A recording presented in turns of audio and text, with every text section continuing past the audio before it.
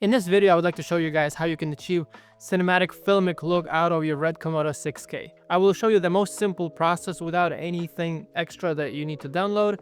You don't have to buy any LUTs, and I'm not trying to sell you anything. So right off the bat, let's open DaVinci and let's dive into this. And I have created the power bins that you can download and just plug and play here and adjust all your settings the way you like. All you gotta do is just drag and drop it into your Powergrade window. And from there you can drag and drop it to your image. So let's take a look at this clip first, and I will be creating this from fresh. So let's create a couple of notes. So just Option S, press R to change the name of it. I call it in, and I also will have one that is called out. So in you will click here on effects, color space transform. You just pick red white gamut, red log 3G10.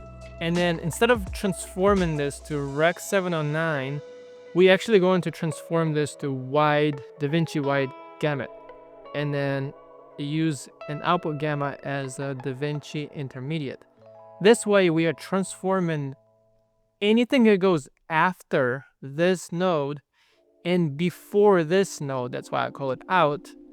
We transforming this to DaVinci wide gamut. So here in output, you also drop color space transform, and you will choose again DaVinci wide gamut because that's what we transformed it to, and DaVinci intermediate. And now we're going to have our output color space as a Rec 709, and a gamma is gamma 2.4. This will assure that we have the best dynamic range for this clip. So in between, these are pretty simple. Let's rename them as well. These are my primaries: contrast, saturation, and let's create some parallel nodes. So instead of Option S, you click and hold Option P, and this is where I will be creating contrast in the image and highlights, shadows, and skin tones by pushing teal into shadows, by pushing orange into highlights, and by adjusting the skin tones to look good. And then we will create one more node before out, adjust, which is basically adjusting any settings after applying all the effects in these nodes. This is the red bias LUT to get rid of that weird green tint that I've been getting. Maybe it's specific to my camera. If you do not get green tint, especially in skin tones, you don't have to use this.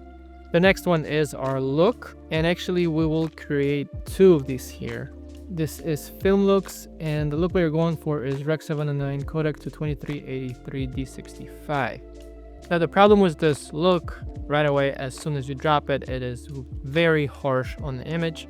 So of course we don't want it to look like this, so we're gonna have another color space transform.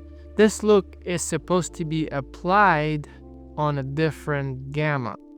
Let's drop another color space transform. Since we have Rec 709 here, gamma 2.4, we will have to transform it to also Rec 709, but Cineon film lock. Whatever we have feed in here until this point was in Rec 709 gamma 2.4. We want to transform this Rec 709 into Cineon log because the look that we grabbed over from here is based on the log Cineon gamma. We can also compound these two. So this is a look. The reason we compounded it because now we can just go here to key, and let's say if I want to have less effect of the look on our image, I can just swipe it left and right? Few more last nodes, I promise. Noise, grain, and vignette. Let's go ahead and add some grain here, film grain. Okay, you can adjust it the way you like it. Now let's get rid of some noise. The only reason we are doing this is just to have these as a saved preset for later. Noise, just a simple quick fix. Usually I pick better here. This just means how much movement is in the image. So for example, medium. Anything before 30 looks good. This image does not have much noise, so I would just keep it 10. And let's say same thing here, better, small, 10. And vignette, same deal. Grab it here from the list and drop it here. and you can resize it as much as you want it, right? You don't want too much of it. It is personal preference. Let's disable these three because these are basically up to you. And the reason I did this is just to show you guys who downloaded the Powergrade is basically this is what you get up until this point, right? So just a blank template that you can reuse on any RED Komodo video. The only thing I believe I didn't apply the red bias LUT in here, so all you do is just grab one from here. So let's go ahead and start with primaries. This is pretty simple. Make sure you have your scopes pulled up. If you don't, you gotta make sure here to click parade, and then here in settings sometimes they don't show up, so you just gotta slide it to the right, and here they are. Your exposure usually is changed on the HDR tab right here. So let's tune it down just a bit, nothing too crazy here. Let's go back to our primaries and let's just pull some gain, lift, and gamma, which is basically our shadows, midtones, and highlight. Our contrast is right here. I like to use editable splines, so make sure they are selected. It is easy to move these around when you have them selected.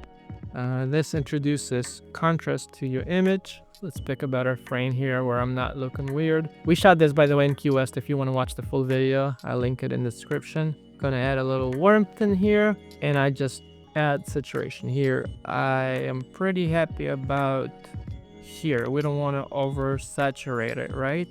These are parallel nodes, the orange highlights. The highlights are feeding the information as well from here, and the skin tones will be feeding the information also from here instead of, let's say, the skin tones feeding from all of this. All right, so let's start with our skin tones. We gotta nail the skin tones right. They look pretty good to me already, but let's just go over here, click on the vector scope. To make sure your skin line is on, I believe you turn it on here, so show skin tone indicator. This is the line where the colors sit right. So if they're a little bit to the right or left, they don't look good. And this is also a saturation line in a way. So if it's pointing way too high, your skin tones are oversaturated. So what we do is, I like to use this tool called Qualifier, which basically picks the colors. So you would press anywhere on the skin tone, and then over here, click on this highlight button, and you will see what you have selected. So now you would adjust this to make sure you've selected only the skin tones, which basically is the orange color. That's why it's picking up the building in the background. Make sure your whites are clean. So just push clean white to like 5 or 4.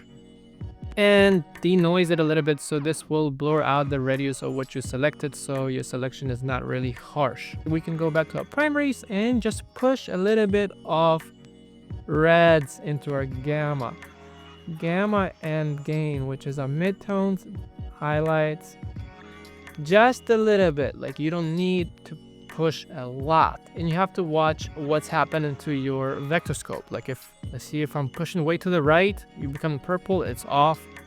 Way to the left, you become green. So you have to be really careful with this. Double click to reset it if you need to.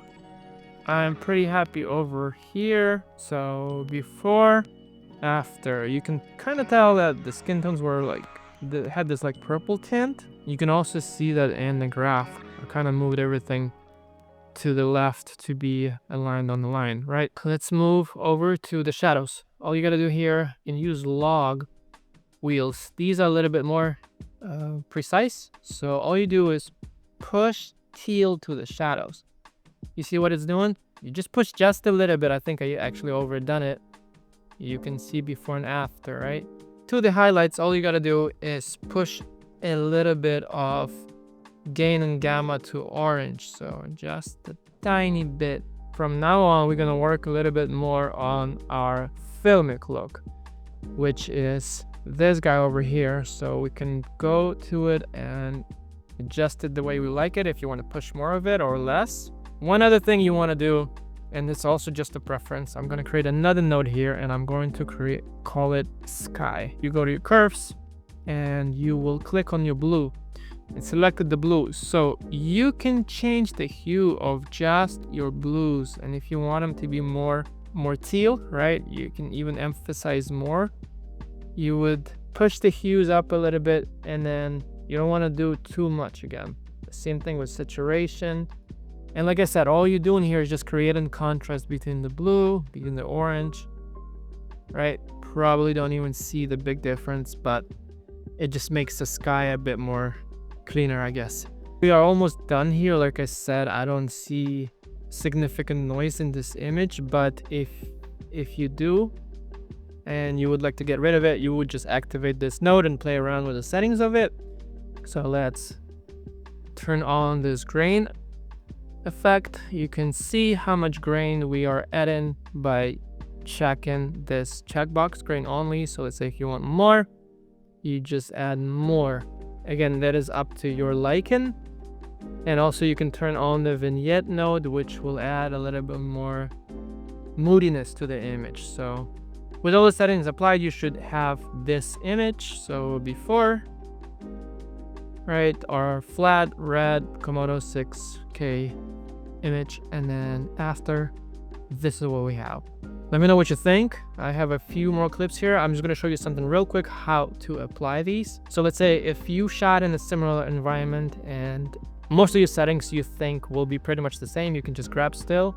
This will drop into your gallery right here. So this is exact settings that we just did here. And let's say we have a few clips here, right?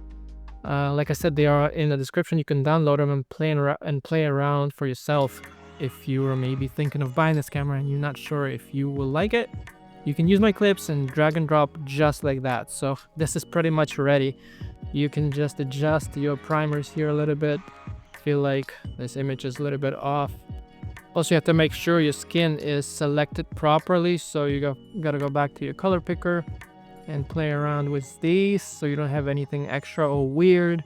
Select it, right, and then check this off, and let's bring up our parade again. You can see this is a little bit warm. If you were to cool it down, you kind of even this out, and I feel like the skin should be pushed a bit more orange. So all you do is you have the skin node selected and just push orange into your image. Now this is pretty quick.